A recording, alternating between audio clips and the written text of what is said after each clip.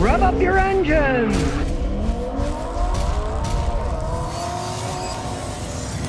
Now this is a 2014 Kia Optima Hybrid. The original list price was like $32,400 for this particular model. He bought it used and he paid $17,000 out the door. They wanted more, it said, on a lot, a long time. They don't sell like hotcakes, to say the least. And he offered him $17,000 and he said no, and then they called him back. If you come right now, we'll sell it to you out the door for $17,000. Paid almost half of what the new one was with that small amount of mileage. He hasn't put any money into it yet, but since this fall, the coolant's been leaking a little, and his wife was driving it the other day down the road and it just died. And it turns out it was the main fuse for the hybrid system. Things do wear out, but I'm always leery myself. When a main fuse blows, it's a big amp fuse. It takes a lot to blow one of those fuses. We'll put our scan tool on, do a little analysis. Now, originally it was 125 amp, and the dealer looked up a bunch of stuff. They replaced it with a 150 amp. I don't know about that. The engineers put fuses for a certain rating for a reason, and all of a sudden they start throwing higher ones in. I'm assuming they're finding that the hybrid battery's taking a little more power than it should as it aged, so they're bumping the fuse up so it doesn't keep popping the fuse. Let's hook up the scan tool, see what it says. Now, I do have to say that Kia does have a 100,000-mile warranty on a hybrid system, and he had the stuff fixed for free. They didn't charge him anything. So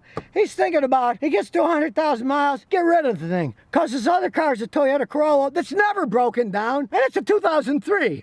It's a lot older than this thing is, and it's never broken at all on it. You can see there's no global codes, everything's green. So let's start it up, even though it's not going to do anything because it's a hybrid and it's just sitting here. We'll put the AC on because I'm hot as can be. You hear the engine's coming on now. The AC can run a little while with the engine turned off, but not that long, and it turns the engine back on. But I'm really disappointed because nothing like my Toyota or Lexus's blow big stream. I'm not getting enough air on me as far as I'm concerned. Let's go to system, OEM enhanced, 2014 Kia Optima Hybrid. Yes, here we go. Now there's no enhanced data either. Gonna check everything, and that's an awful lot in one of these hybrids. You can't mess around with these things unless you have a high level scanner. This is the lowest level scanner that I would ever use on one of these. If things really got hairy, I'd get out my $5,000 scanner. This thing is rated at 35 miles a gallon highway and 37 in the city because it has regenerative brakes. And it's only getting 32, so it's getting kind of low gas mileage. And it's not that high mileage, it's only 74,593. But now there's the scanner. It's done all the modules. Let's look through the modules. The seat belts, we don't really care about that. That stuff's all a bunch of nonsense anyway. The electric parking brake has codes. So does the smart junction box. We'll check the smart junction box and see what that says. Turn signal, right hand rear open circuit. Well, it's working perfectly fine, so who cares about that? And it also says turn signal left rear circuit open. That works too, so we can ignore that. Now you can see something squirrely because the calculated load value is 52%, and the car's just idling. We're not even moving. See, the equivalence ratio is going 1.532, 1.487, 1.47. It's kind of moving around. As you can see now, it's going all over the place. Now it's 1, now it's 0.984. It's really moving around. A car that's just idling should not go all over the place like that. That's probably one of the reasons. It's getting pretty bad gas mileage for a car. I mean, I've seen these things get 38, 39. This is only getting 32. As you can see now, it's all the way to 1.484. It's all over the place. Now that's the Bank 1 sensor one. I would advise changing it. There are actually a zillion things can affect it, make it do weird things. But with it vacillating like crazy like that, I would have that sensor changed. And since that's part of the anti-pollution system, Kia should cover it under the 100,000-mile warranty. So really, as an educated guess, I'd say change Bank 1 sensor 1, the air-fuel ratio sensor. It could be bad, maybe the wiring's bad, something's amiss there. The voltage is good on the control module. So far I haven't seen anything weird other than that sensor data. The engine has run 16 hours 19 minutes since a trouble code was cleared, so this did have a trouble code at some point in time. So what we basically learned is it doesn't trip any codes now, but it did 16 hours ago of runtime. It had a trouble code on it. Now the owner tells me he wish you would have seen my videos before he bought this because his old Corollas never stranded them, and this thing now is stranded once, and it's got the oddest thing. It loses coolant, but nobody can find where it's going. Took off, it was on full, now it's down a little bit. Now in 1 month, he only has to add that little bit from the F to the L. It's not that much coolant, but it's going somewhere.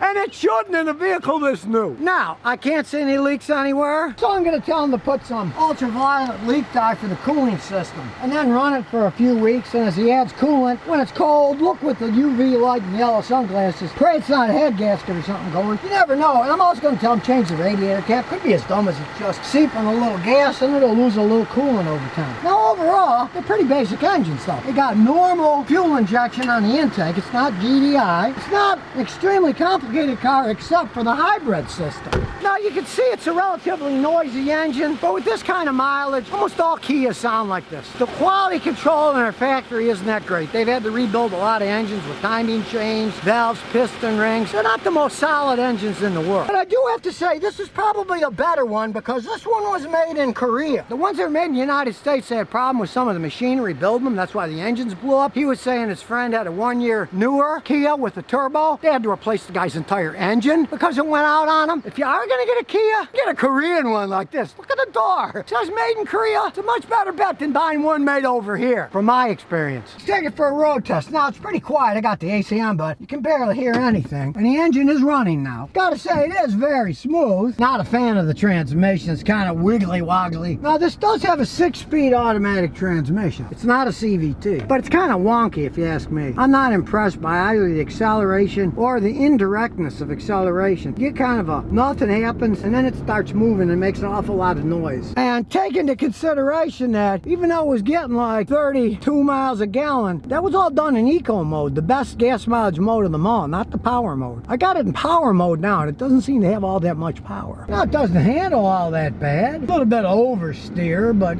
nothing outrageous. But let's see what this thing can do. Theoretically, it has 199 horsepower with the gas motor and the electric motor. So here we go. Well, it's not throwing me back in my seat.